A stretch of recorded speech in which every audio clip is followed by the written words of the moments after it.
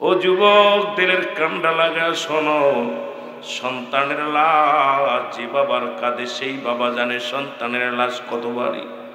বাবার লাশ যে সন্তানের কাঁধে গো,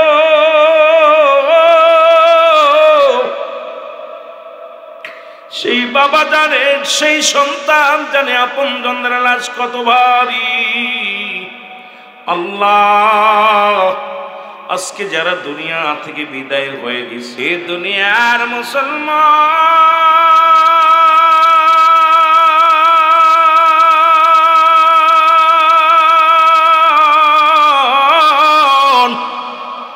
এ জীবন জীবন নয়, এমন একটা জীবন আসবে যে দেশে গেলে মানুষের বিচার হয়, যে দেশে গেলে মানুষের হিসাব হয়। আমরা সেই দেশের যাত্রী, জোরে বলেন ঠিক কিনা, আর একটু জোরে বলেন ঠিক কিনা। বাবারা, আমার একটা কথা মনে পড়ে গেল রে মুসলমান, না বললে নয়, আলোচনা অনেকবার করেছি। এক যুবক রাসূলের কদমের মধ্যে সে বলে, ইয়া রাসূলুল্লাহ, ইয়া হাবিবাল্লাহ, নবী গো, ও মায়ার নবী, আমার আপনি তওবা করে দেন, আমি বড় পাপী, আমি বড় গুনাহগার। নবী গো, আমি এত গুনাহ করেছি, আমার আল্লাহ কি আমারে মাফ করবো গো আমার নবী? আল্লাহর নবী কয়, যুবক কান্দিস না, তওবা কর, তওবাকারী আল্লাহ ভালোবাসে। মুসলমান মানুষের যেহেতু মৃত্যু হয় দুইটা টাইমে, একটা রাতের বেলা, একটা দিনের বেলা। দিন শুরু করেছিলাম, মৃত্যুবরণ করি না, রাত শুরু করে মুসলমান 10টা বাজতে চললো, এখনো মৃত্যুবরণ করি নাই। সকাল পর্যন্ত বেঁচে থাকবো কেউ গ্যারান্টি দিতে পারবো না। এই জন্য আগে আমি ওই যুবকের ওয়াজের আগে একটু তওবা করে আসি। বলেন আস্তাগফিরুল্লাহ রাব্বি মিন কুল্লি যামবিন আতুবু ইলাইহি লা হাওলা ওয়ালা কুওয়াতা ইল্লা বিল্লাহিল আলিয়্যিল আযীম। লা ইলাহা ইল্লাল্লাহু মুহাম্মাদুর রাসূলুল্লাহ সাল্লাল্লাহু আলাইহি ওয়াসাল্লাম। আশহাদু আন লা ইলাহা ইল্লাল্লাহু ওয়াহদাহু লা শারীকা লাহু ওয়া আশহাদু আন্না মুহাম্মাদান আবদুহু ওয়া রাসূলুহু। জোরে জোরে চিল্লায়া বলা যাবে না আল্লাহু আকবার। এ যুবক, এখানে ওয়াজ শোনা মুখ্য বিষয় না, গুনাহ মাফের দরকার। কারণ প্রতিনিয়ত মাহফিল হয়, কি আমরা হাসিল করলাম গো? শুধু বিনোদন হাসিল করলাম জীবনে। মাহফিলের ময়দান যা চোখের পানি ফেলতে হবে, মাহফিলের ময়দান কান্নার ময়দান হবে, শিক্ষার ময়দান হবে। কিন্তু বর্তমান বাংলাদেশে আমরা যারা বক্তা, বিনোদন ছাড়া কিচ্ছু বুঝি না রে মুসলমান। শ্রোতাও চায় বিনোদন, বক্তাও চায় বিনোদন। আজকে ওয়াজ নসিহত সমাজের মধ্যে অবস্থা খুব কাইল, আইসা পর নিন্দা অপবাদ। কারণ এই কথাটা মনে পড়ে গেলে আর একটা কথা মনে পড়ে যায়। আল্লাহর নবী ডাকতে বলে, আয়েশা রে, আমি নবী বড় কষ্ট পাই না, দুইটা জাহান্নামের দুইটা দৃশ্য দেখি আমি নবী কষ্ট পাই না। আল্লাহর নবী ডাকতে বলেন, বলে আয়েশা, মাদান আয়েশা সিদ্দিকা বলে, নবী গো, সেই দুইটা কারণ একটু বলবেন নি? আল্লাহর নবী বলে, আয়েশা রে, একদল মানুষ দেখি আগুনের নদীর মধ্যে সাঁতার কাটে গো, ওই আগুনের নদীর মধ্যে সাঁতার কাটে, আবার তারা কুল পায় না, কিনারে পায় না, অনেক কষ্ট করে কুলে যখন আসে, আবার তাদের ওই আগুনের মধ্যে তাদের ফেলে দেওয়া হয়, ওই আগুনের সাগরের মধ্যে নিক্ষেপ করা হয়। নবীজি বলা পড়াই সবাই, আয়েশা সিদ্দিকা বলি, ইয়া রাসূলুল্লাহ, ইয়া হাবিবাল্লাহ, কিসের জন্য আমি জানতে চাই। নবী বললেন, শোনো রে আয়েশা, ওই সমস্ত মানুষগুলো দুনিয়ার মধ্যে সুদ খাইতো আর ঘুষ খাইতো। এই দুনিয়াতে যারা ঘুষখোর আছেন আর সুদখোর আছেন শুইনালন, এর সুদখোর হারামখোরেরা শুইনালা।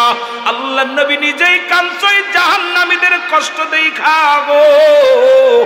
আবাদান আবাদান চিরস্থায়ী থাকবে, দুদিনের জন্য নয়, 3 দিনের জন্য নয়, চিরস্থায়ী ভাবে আগুনের নদীতে তারা সাঁতার কাটবে গো।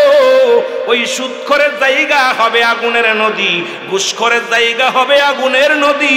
এখন আমার দেশে বড় বড় চেয়ারগুলো ভরে ধরে যারা বসে আছে অধিকাংশই হলো সুদখোর আর ঘুষখোর। জোরে বলেন ঠিক কিনা? আর একটু জোরে জোরে চিল্লায় বলা যাবে না ঠিক কিনা? আমার বাবারা গভীর মনোযোগ, আল্লাহ রাব্বুল আলামিন এই গজবের ব্যবস্থা করে রাখছে। আর একটা নয়, দুটি নয়, জাহান্নামের কত তো ঘোষণা করছে আল্লাহ। বিসমিল্লাহির রাহমানির রাহিম। উইদ্দাত লিল কাফিরিন। আল্লাহ কয় কাফের বেঈমান মুনাফিকদের জন্য আমি আল্লাহ প্রস্তুতি করে রাখলাম 7টা জাহান্নাম। এই জাহান্নামের বিবরণে যদি যায় অধিকাংশ মানুষ ধরা পড়ে যাবেন বাবা।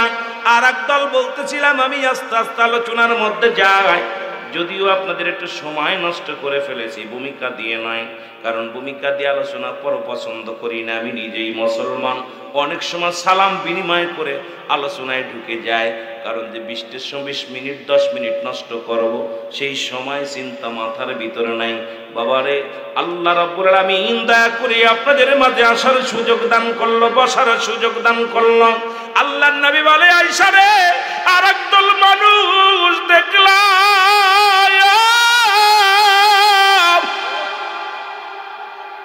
এই মানুষটার চারিদিকে কিছু মানুষ ঘিরে দাঁড়ায় আছে রে। দেখি তাদের দাড়িও আছে, টুপিও আছে, বড় বুজুর্গ। আল্লাহর নবী বলে আয়েশা রে, ওই সময় ওই মানুষগুলো, এই মানুষটা শুধু ক্ষমা চায়, সবার কাছে ক্ষমা চায়। আম্মা জান আয়েশা সিদ্দিকা বলে ইয়া রাসূলুল্লাহ, ইয়া হাবিবাল্লাহ, কারণটা কি? বলে নবী গো, নবী গো একটু বলবেন নি কারণটা কি? আল্লাহর নবী বলে আয়েশা রে, ওই মানুষটা শুধু পর নিন্দার মধ্যে শুধু ব্যস্ত থাকতো, গীবত করতাল, গীবত আশাদ মিনাল জিনা। শুধু জিনা নয় মুসলমান, শোনো, এটা হাদিস বইলা ক্ষান্ত হওয়া যাবে না। শোনো মুসলমান, শোনো, দিলের কান্ডা লাগায়া শোনো গো। যারা মানুষের নামে সমালোচনা করে, যে সমস্ত নারী আমাদের দেশের মা বোনেরাই বেশি পরনিন্দায় ব্যস্ত থাকে গো, কাজ পায় না, সুযোগ পাইলেই শুধু পরনিন্দা করে। এ বুর কথাও বুর কাছে কয় সগল করি করেন। কিয়ামতের ময়দানে অধিক মানুষগুলো হাজি মানুষ, মাওলানা মানুষ, আলেম মানুষ। আজকে বাংলাদেশে অনেক বক্তা যারা গীবাত করে আলোচনা করে তারা শুনে নেন, যে সমস্ত পীর সাহেবরা গীবাত করেন তারাও শুনে নেন। আল্লাহ রাব্বুল আলামিন তাদেরকে আমল শূন্য অবস্থায় উঠাবে, কারণ যাদের বিরুদ্ধে সমালোচনা করবে, যাদের বিরুদ্ধে গীবাত করবে, আল্লাহ রাব্বুল আলামিনের ওই সমস্ত মানুষ যে বলবে, এ ভাই, ও সভাপতি সাহেব, আপনি তো আমার বিরুদ্ধে কথা বলেছিলেন, আমি তো এই কর্ম করি নাই, আপনি আমার মিথ্যা তহমত দিয়েছেন, বলবে আমারে মাফ করে দেন। ওই বান্দা বলবে না, আমি মাফ করব না। সঙ্গে সঙ্গে ওনার আমল নামা থেকে সবগুলো আমার আমল নামায় চলে আসবে। ওই বান্দা দুনিয়ার মধ্যে যতই বুজুর্গ থাক, এই পরনন্দাকারী সগলখুরি বান্দা আল্লাহ রাব্বুল আলামিন তাদেরকে জাহান্নামে ছুঁড়ে মারবে। জোরে জোরে চিল্লায় বলা যাবে না আল্লাহু আকবার। এই জন্য মানুষের মধ্যে মুনাফিক আছে, আল্লাহ কামিনান নাস, মানুষের মধ্যে মায়াকুলু, তারা বলবে আমান্না, তারা ঈমান আনছে বিল্লাহি, আল্লাহর প্রতি, অবিল আখিরাতের প্রতি বিশ্বাস স্থাপন করছে। ওমা হুম বিমুমিনিন। মুসলমান এই কথা বলতে গেলেই তো ঝামেলা এখন এলাকার মানুষের জন্য। নবী কয় হায়াতি খায়রুল লাকুম, নবী কয় হায়াতি খায়রুল লাকুম, আমার হায়াতের জিন্দেগিটা এর হয় নাই, কোনোদিন হবে না এমন নবী। কেন বললাম? হাদিস শরীফ কি বলে শুনি না নেন। নবী কয় উম্মতিরা গো, আমি নবী দুনিয়ার মধ্যে আগমন করলাম উম্মতের কল্যাণের জন্য। আমার বাজানরা আজকে যারা নবী মানো না, নবীর বিরোধিতা করে হই না লাও। নবী কয় উম্মতিরা গো, এই দুনিয়ার মধ্যে আমি নবী আগমন করেছি আমার উম্মতের কল্যাণের জন্য। শরিয়াতে আমার নবী, তরিকাতে আমার নবী, মারিফতে আমার নবী। অমুসলমান রাষ্ট্র চালাইবা আমার নবী, ব্যবসা করবা আমার নবী, কৃষক হইবা আমার নবী, দোকানদারি করবা আমার নবী, যা করবা আমার নবী। নবী কয় উম্মতিরা রে, আমি নবী দুনিয়ার মধ্যে আগমন করেছি আমার উম্মতের কল্যাণের জন্য। জোরে জোরে চিল্লায়া বলা যাবে না মারহাবা। এখন ওই যে নবী কইছে যে আমিও মানুষ তোমরাও মানুষ, ভেজালটা তো এখানেই তো ভেজাল। আমরা যখন কমি অঙ্গনে লেখাপড়া করতাম, মাঝে মাঝে আমাদের নজরও ভেজাল বাড়ত। যখন নবীর শান নিয়ে, নবীর মান নিয়ে যখন আমি মুসলমান রিসার্চ করা শুরু করলাম, মুসলমান শুনে নাও, আকীদার উপরে যখন রিসার্চ করা শুরু করলাম, দেখি আর সব বলে রাহমাতাল লিল আলামিন। কোথায় যাব রে বান্দা, শুনি না নাও। আজকে বোঝার অভাব, আমাদেরকে বোঝার অভাবের কারণে আমার রাসূলের উপরে তোমরা কটাক্ষ করে কথা বলো। এরে নবী কইছে আমিও মানুষ তোমরাও মানুষ, আমার কাছে ওহী আসে, নবী বলেছে তোমাদের কাছে ওহী আসে না। এইটা যদি ধারণা করো তবে মানুষ হই না নাও। নবীরা হলো গুনাহ থেকে মুক্ত, আমরা গুনাহে যুক্ত। নবীরা হলো মাসুমের মাসুম, আমরা হলাম গুনাহ মার্কা মানুষ। এখন গুনাহ মার্কা মানুষ হয়ে যদি কয় নবী আমগার মতো মানুষ, এর মতো বুকার দুনিয়ার মধ্যে কেউ নাই। এখন আদম নবীও বলেছিল রব্বানা যালামনা, আমার সাথে বলেন রব্বানা যালামনা আনফুসানা ওয়া ইল্লাম তাগফির লানা ওয়া তারহামনা লানাকুনান্না মিনাল খাসিরিন। জোরে জোরে চিল্লায় বলেন আল্লাহু আকবার। আর একটু জোরে জোরে চিল্লায় বল আল্লাহু আকবার। এ মুসলমান কবির মনোযোগ, যে কথাগুলো আমি বলি দিলের কান্ডা লাগা শুনে নাও। এখন আদমের দিকে তাকায় দেখো বাবা, আদম আলাইহিস সালাম যিনি আদি পিতা, উনি কি বলছিল, উনার কথাই রিসার্চ করো।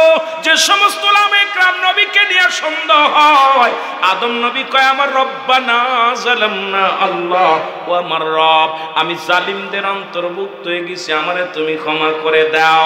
এখন কোন ব্যক্তি যদি আদমরে জালিম বলে, তার ঈমান যাবে না থাকবে? অনেক নেতা কয় না আমি পাপী, আমি গুনাহগার, আমি সবচেয়ে নেতারা কয় ভাই আমি বোকা মানুষ, বুঝি না, আমি বুঝি কম, জ্ঞান নাই, জ্ঞানহীন।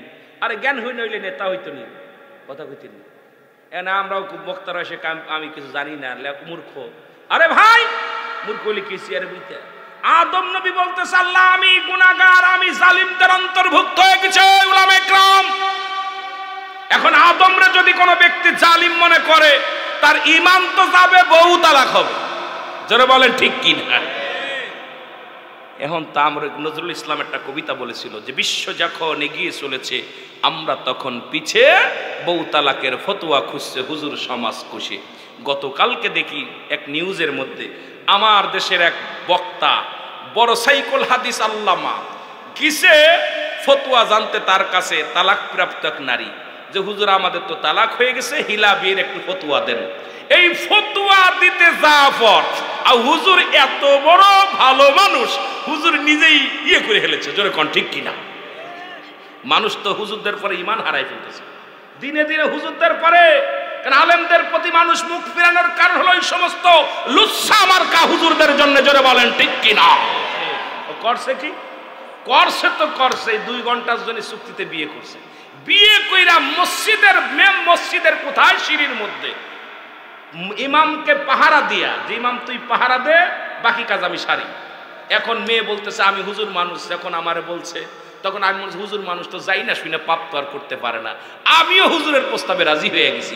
তো এই দেশের হুজুর যদি মসজিদ পবিত্র জায়গা সেখানে যদি কোনো নারীর ইজ্জত নষ্ট করতে পারে, আজকে আমাদের ঈমান আকীদা কোথায় গেছে? আর এই সমস্ত ভণ্ড প্রতারকরা বলেন নবী আমাদের মতো মানুষ, এদের মতো মুনাফিকের পিছে নামাজ হবে না, যারা বলেন ঠিক কিনা? কষ্ট হচ্ছে নি? আওয়াজ শুনছি আপনাদের দুর্বল, মনে সব মনে ওই দলের লোক। আওয়াজ দেন না কেন?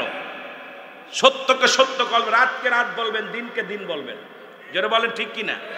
আমি কি রং কথা বলতেছি? কথা কন না কেন? ইসলামটা যে এত সুন্দর, ইসলামটা সুন্দর, ইসলামটাকে আপনি নষ্ট করতেছেন। আজকে মানুষ আমাদের দিকে আর নজরে তাকায়, উনার কারণে আমারে কয় ওই দা বন্ডরা যাচ্ছে। কিন্তু আগে আমাদের দেখলে ইজ্জত দিত, সম্মান দিত। কেন দিচ্ছে না? কারণ হলো আমাদের কর্মের কারণে। আগেতে হুজুরদের দাওয়া দিত, দেখতেন কোনো একটা গাছে ফল ধরলে হুজুরদের না খাওয়ায় খাইতো না। কথা কন না কেন? গাভীর দুধ হলে আগে হুজুরের না খাওয়ায় খাইতো না। আমের মৌসুমে আমার দাদিরে দেখেছি, আমার মাকে দেখেছি, আমি তখন ছোট্ট, আম পেকে গেছে আমাদের খাইতে দেন এই দুধ দিয়া, কয় বাবা হুজুরে না খাওয়ায় খাইতাম না। কথা বলেন ঠিক কিনা?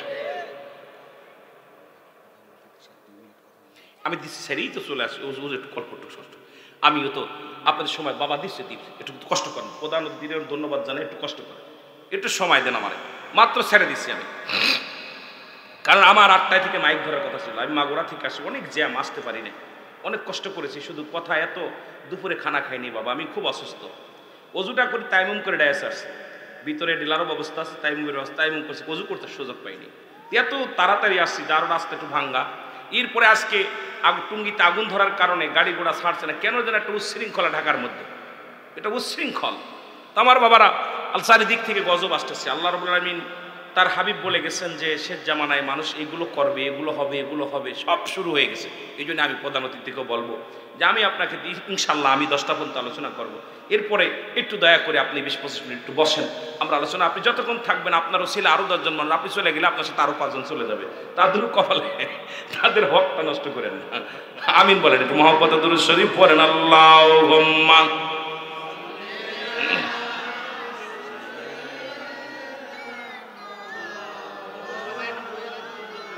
ওয়াদায়ালি সাইয়্যিদিনা।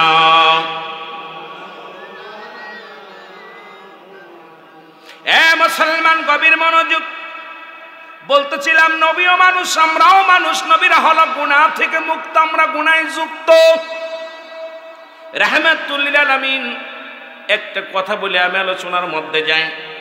বাবারা আমার, আলোচনা কিন্তু রেখে এসেছি ওই যুবকের দিকে, মনে আসেনি বাবা? যুবকের কথা বলতে যে আমি ফিরে চলে এসেছি, কারণ কোরআন ফিরে আনছে, আমি ফিরি নাই। আয়াত পড়ার সঙ্গে সঙ্গে মোর ঘুরে গেছে, আমি ঘুরি নাই বাবা। আমার বাবারা গভীর মনোযোগ, যে কথা বলতেছিলাম, এ ভাইরা আমার, বন্ধুরা আমার, হযরত ইউনূস আলাইহিস সালাম যিনি আমরা বিপদে পড়ে দোয়া নুস পড়ি, ইনিও পড়েছেন, পড়েন লা ইলাহা ইল্লা আনতা সুবহানাকা ইন্নী কুনতু মিনাজ জালিমিন। জোরে জোরে বলেন যাবেন আল্লাহু আকবার। ইউনূস আলাইহিস সালাম বলে, আল্লাহ আমিও জালিমদের অন্তর্ভুক্ত হয়ে গেছি, আমারে তুমি ক্ষমা করে দাও। এটা আমার নবী কইছে আমি তোমার মতো মানুষ, এই জন্য আমাদের ভিতরে মৌলবীরা পাইছে সুযোগ। কিন্তু ইউনূস আলাইহিস সালাম বলে, আল্লাহ আমি জালিমদের অন্তর্ভুক্ত হয়ে গেছি, আমারে তুমি ক্ষমা করে দাও। যদি ইউনূস আলাইহিস সালাম কেউ জালিম ভাবে, তার ঈমান থাকবে না যাবে? জোরে বলেন, যাবে না থাকবে? আমি শুধু 2টা বিষয়, আমি আপনাদের বেশি কথা প্রয়োজন নাই, জ্ঞানী যারা বোঝে তারা শুধু ইশারায় নাদানের বুঝাইবে কে আছে কোথায়। ওয়াজ করলে কি লাভ, শুনলে কি লাভ? লাভ হবে তার আমলে, আমলেও লাভ হবে না নবীর প্রেম না থাকিলে। জোরে বলেন ঠিক কিনা? জ্ঞানী যারা, গুণী যারা অল্প কথায় বোঝে, নাদানের বুঝাইবে এমন সাধ্য কার আছে? জোরে বলেন ঠিক কিনা? ওদের জীবন বলে বুঝাইবেন। নবী কয়, এখন নবী কয় আমি মারা গেছি, চলে গেছি। নবীজি, নবী কি কয়? মায়াতি খায়রুল লাকুম ওয়া ফাতি খায়রুল লাকুম। এসব হাদিস কোদের চোখে পড়ে না। এরা কি চোখে দেখে না? নবী বলতেছে উম্মতিরা রে, আমি নবী দুনিয়া থেকে বিদায় নিলাম, এটা আমার উম্মতের জন্য কল্যাণ স্বরূপ। সুবহানাল্লাহ, কি মজার বিষয় দেখেন। নবী বলতেছে দুনিয়ায় আইছি উম্মতের জন্য, আমার ঘুমটা ইন্তেকালটা উম্মতের জন্য। এর চাইতে এইগুলো যদি আমার আলেমরা না পড়ে আর না দেখে, এই চোখকানা আলেমদের আমি কেমনে বুঝাইব? নবীজি বলতেছে উম্মতিরা শোনো, পৃথিবীর মধ্যে যদি কোনো উম্মত ভালো কর্ম করে, নামাজ পড়ে, রোজা রাখে, হজ করে, যাকাত দেয়, ভালো কর্ম করে, যেমন আমাদের প্রধান অতি সভাপতি আপনারা যারা আসছেন, ভালো কর্ম ভালো একটা স্থানে আসছেন, আমার নবীজি ডাকতে বলে আমার আল্লাহ ওই জাহাঙ্গীর আলম সাহেব, অমুক মিয়া সাহেব, অমুক কুদ্দুস সাহেব, রহিম সাহেব ভালো একটা অনুষ্ঠানে জান্নাতের বাগানে গেছে, আল্লাহ আমি প্রশংসা করি ওর জন্যে, আল্লাহ ওর জন্যে দোয়া করি, ওই উম্মাতের জন্য আমি প্রার্থনা করি আল্লাহ তোমার কাছে। আবার যখন ওরা গুনাহের কাজে যায়, গানের প্যান্ডেলে যাবে, আমার আল্লাহকে আমার নবী কি কয় শুনে নেন বাবা, যদি কোনো অন্যায় কাজ করে, যদি কোনো গুনাহের জগতে ডুব দেয়, আমার নবী কয় সঙ্গে সঙ্গে আমি আল্লাহ রব্বুল আলামিনের কাছে আমি নবী দরখাস্ত করি, ইস্তেগফার করি, মাফ চাই, আল্লাহ আমার অমুক গ্রামে অমুক নেতা ভুল করেছে, তুমি তার মেম্বারে মাফ করে দাও, আল্লাহ চেয়ারম্যানরে মাফ করে দাও। অন্যায় করে ছেলে মাফ চায় বাবা, অন্যায় করে গ্রামের ছেলে মাফ চায়, চেয়ারম্যান মেম্বার যাইয়া আপনাদের মেম্বারে জিগাইবেন কত সালিশে যাইয়া আপনাদের অজান্তে পায়ে ধরা লাগছে, হাতে ধরা লাগছে, মাফ চাওয়া লাগে, মেম্বার চেয়ারম্যানরে জিগাইবেন আপনার ছেলে তো অন্যায় করেছে, আপনি চোখ বন্ধ করে আছেন, আর মেম্বার দেয় কয় ভাই রে ওই আমার ছেলেটা ভুল করেছে, তোর কাছে মাফ চাই ওর হইয়া, আরে এমন নবীর উম্মত হইছি, অন্যায় করি আমি, মাফ চাই আমার নবী, এই নবীর পক্ষে থাকা লাগবে কি লাগবে না?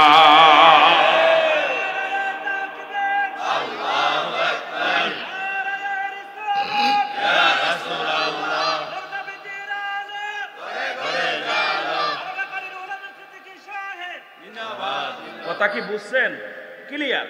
বুঝলে বুঝপাতা, না বুঝলে তেজপাতা। আমাদের তাহেরি ভাই কয় মাঝে মাঝে কথাটা, আমি মাঝে মাঝে কয় কিনা আপনাদের অঞ্চলের এইগুলো বুঝতাম না, এখন বুঝা গেছি যে আমার অঙ্গেই আমার এলাকা, আমি খুলনা বিভাগ, সুন্নি কারে কয় বোঝেই না প্রায়, এখন আস্তে আস্তে বুঝতেছে। তা আমার দেশের মানুষগুলো কি এমন করে, বইয়াও করে, হুইয়াও করে, দাঁড়াও করে, কারণ ওর কোনো বুঝি না মাঝে মাঝে, এটা কিলিবিলি লিঙ্গ, কথা বুঝছেন কি?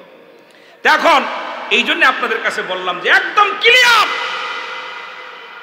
ক্লিয়ার বললাম, ক্লিয়ার বলতেছি যে বুঝলে বুঝপাতা, না বুঝলে তেজপাতা।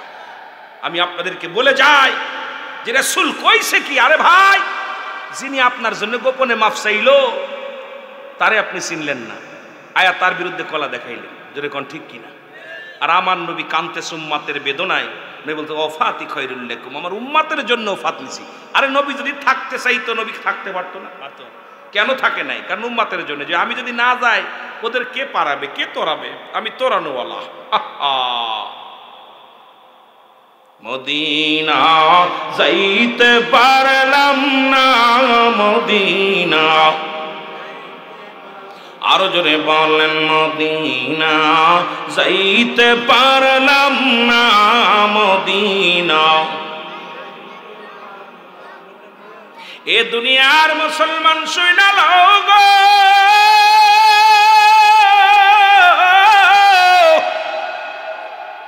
নবীর সাহাবীরা নবীর কত ভালোবাসত,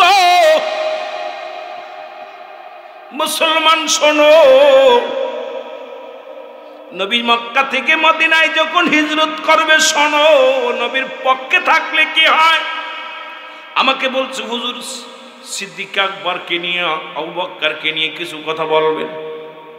এখন কই থেকে কই যায় বুঝে আসে না, দরকার 2-4 ঘন্টা আপনাদেরকে নিয়ে বসা, এক এক দিন এক একটা সাবজেক্টের উপর আলোচনা হবে, 4 দিন 5 দিন একটা বক্তা যখন এই মঞ্চের মধ্যে বসবে, তাহলে আপনাকে কিছু দিতে পারবো এই 2-4 ঘন্টার মধ্যে, 1 ঘন্টা 1.5 ঘন্টায় কিছু দিয়ে সম্ভব নয়। রাহমাতুল লিল আলামিন একদিন বলেছিল, আবু বকর রে হয়তো হতে পারে আমাদের কোথায় মক্কা থেকে মদিনায় যাওয়া লাগবে। জোরে জোরে চিল্লায় বলা যাবে না সুবহানাল্লাহ। সাইমা গেল রাসূলুল্লাহ ইসলামের জন্য, অনুকূল আবহাওয়ার জন্য, ব্যবসার জন্য, কালেমার দাওয়াতের জন্য। যদি বলতে পারে না, আবার অনেকে বলেন নির্যাতন করেছিল মদিনা মক্কার মানুষেরা, এটাও বলতে পারেন। তবে রাসূল বলছে মক্কা মদিনা, মক্কার থেকে মদিনা ইসলামের দাওয়াত দেওয়ার উপকূল আবহাওয়া, অনুকূল আবহাওয়া এসেছিল। মানুষগুলো সাতক পাখির মতো তাকায় ছিল কালেমা পড়ার জন্য। রাসূল এই জন্য মদিনায় হিজরত করেছে। নবীজিকে কত আঘাত করেছে, কত নির্যাতন করেছে। অপরাধ কি নবীজির? নবী অপরাধ করেছে একটা, লা ইলাহা ইল্লাল্লাহু মুহাম্মাদ।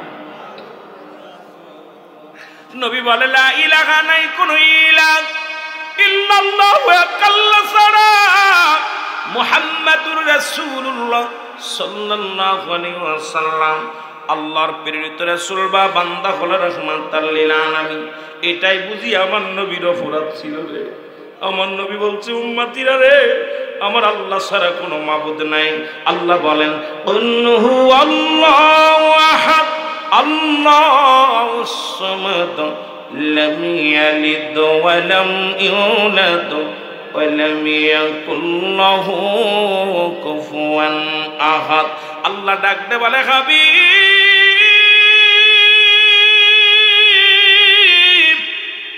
আমি আল্লাহ এক, আমি আল্লাহ এক। নবীর অপরাধ ছিল আল্লাহ এক বলা রে।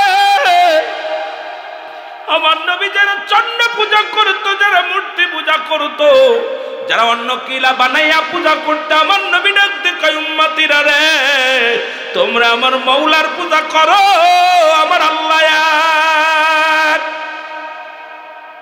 এই দুনিয়ার মধ্যে কাউকে জন্ম দেই নাই, কারো থেকে জন্ম নেই নাই। আসমান জমিনের মধ্যে আমার নবীর সমতুল্য সমকক্ষর কেউ নয়। সারা পৃথিবীর মানুষ, সারা পৃথিবীর দানব, সারা পৃথিবীর সব মুসলমান মাখলুকাত আল্লাহর মুকাফেক্কি, আমার আল্লাহ কারোর মুকাফেক্কি নয়। জোরে বলেন ঠিক কিনা? এইটাই ছিল আমার রাসূলুল্লাহর দোষ। এই মৌলবীরা, এটাই ছিল আমার নবীর দোষ। আর সেই জন্য নবীর কত পাথর মারলি, আমার নবীর পাগল ভাবিয়া। নবীর রাস্তা দিয়ে যায়, কাফেররা পাগল বলে, আবার নবীর পাগল খেতাব দেয়। মানুষ পাথর মারে রে, নবীর গা দিয়ে টপ টপ করে রক্ত ঝরে। নবীর একদিন কই ভালো কেনা রে, আর মারিস না। আমি নবী সইতে পারি না রে,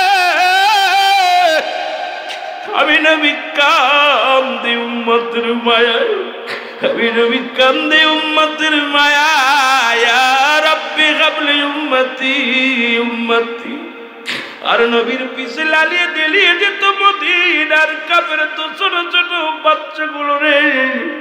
আমার নবী বলতো তোরা মার, ছোট্ট ছোট্ট পাথর মার, বড়গুলো মারিস না, কারণ আমার মায়েরা তোরা আনন্দ পাস। কেমন নবীর উম্মত রে। নবীজি বলতো বাবারা তোরা ছোট্ট ছোট্ট পাথর মার, বড়গুলো মারলে আমি সইতে পারি না, ক্ষত হয়ে যায়। তবু তোমার নবী বলে না আমারে মানিস না। ওই দুষ্ট বালকেরা রাসূলুল্লাহর গায়ের মধ্যে পাথর লাগাইতো, দুষ্ট পাথর মারি। আরে নবীর ক্ষান্ত হয় নাই, চিরতরে বিদায় করার চিন্তা ছিল তাদের মধ্যে মুসলমান।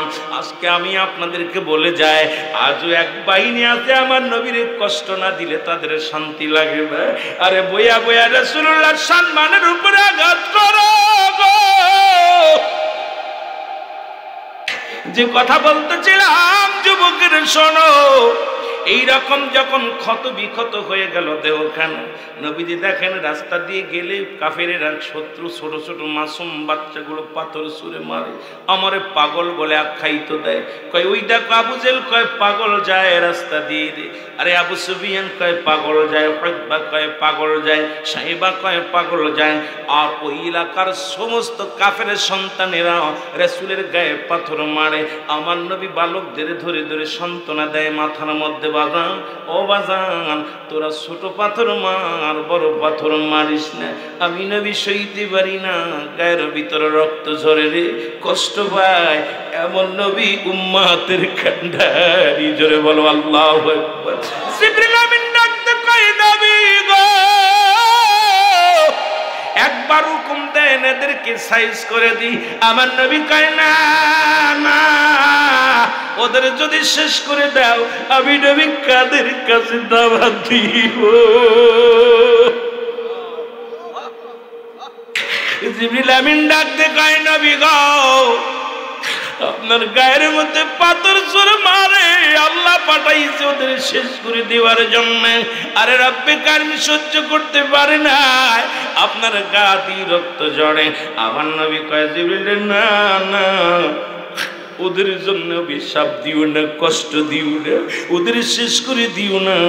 ওরা আমি নবীরে চিনতে পারে নাই, তাই আমাকে আঘাত করেছে।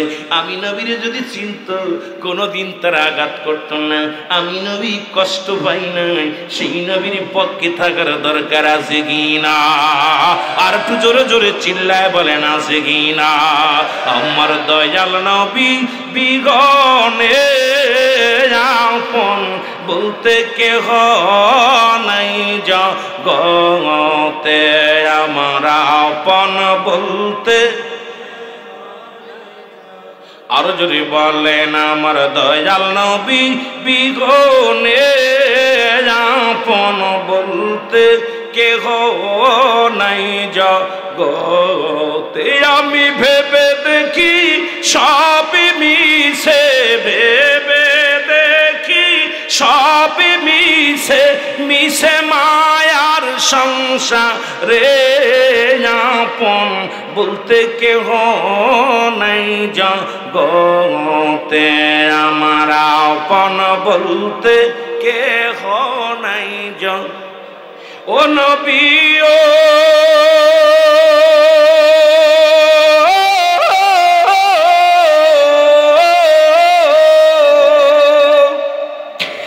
কুমিল্লা জেলার আশিকনে হইয়া দিবানা, ফেলে চোখের পানি গো নবী বুইলা যায় না। আমার দয়াল নবী বিঘনে আপন বলতে কেহ নাই জগতে, আমার আপন।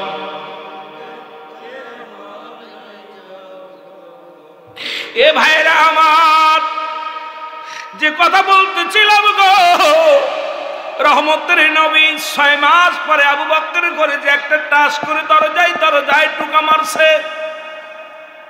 আবু বকর বলে, নবী ডাক দেব, আবু বকর রে। আবু বকর ভিতর থেকে বলে, ইয়া রাসূলুল্লাহ, ইয়া হাবিবাল্লাহ। নবী আবু বকর তুমি ঘুমাও না? বলে, নবী গো, আমি কেমনে ঘুমাইব গো নবী? যেদিন আপনি বলছেন যে কোনো মুহূর্তে মক্কা ছেড়ে মদিনায় যা লাগতে পারে, ইয়া রাসূলুল্লাহ, ইয়া হাবিবাল্লাহ, সেদিন থেকে আমি একটা মিনিটের জন্য ঘুমাইতে পারি না রাত্রে। না জানি রে কখন আমার নবী এসে ডাক দিবে, ইয়া রাসূলুল্লাহ, ইয়া হাবিবাল্লাহ, নবী গো, আমি প্রস্তুতি আছি ওই হিজরতের জন্য। আমার নবী কয়, শত্রুপক্ষ পিছে লাগছে, আবু বকরের তাড়াতাড়ি গুছায় না। আবু বকর বলে, হুজুর সব কিছু গুছানো আছে। নবী কয়, কি বলতে চাও রে আবু বকর? বলে, নবী গো, যেদিন বলেছিলেন হিজরত করা লাগতে পারে, ইয়া রাসূলুল্লাহ, ইয়া হাবিবাল্লাহ, সেদিন থেকে আমি হিজরতের সব কিছু মালামাল গুছায় রাখছি। নবী কয়, চলো যাই। রওনা হয়ে গেলেন। মুসলমান শুনে না, এবার রওনা হয়ে গেছে। পথের মধ্যে যাইতে যাইতে শত্রুপক্ষ আনা দিছে রে বাবা।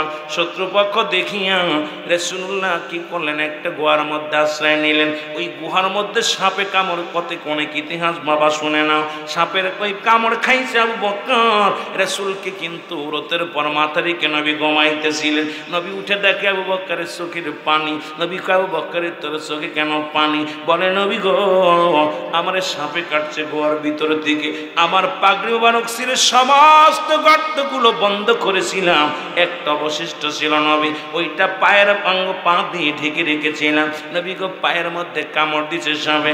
নবীজি যখন বললেন আবু বকরের পাটা উঠাও, পাটা উঠায় সাপে পট মেলে বলে ইয়া রাসূলুল্লাহ ইয়া হাবিবাল্লাহ, আমি অপেক্ষায় ছিলাম এক নজর আপনাকে দেখার জন্য, দীর্ঘদিন এই গোয়ার মধ্যে আমি অপেক্ষা করি নবী গো, আপনাকে দেখার বাসনা আমার পুরা করার জন্য অপেক্ষা আছি নবী গো।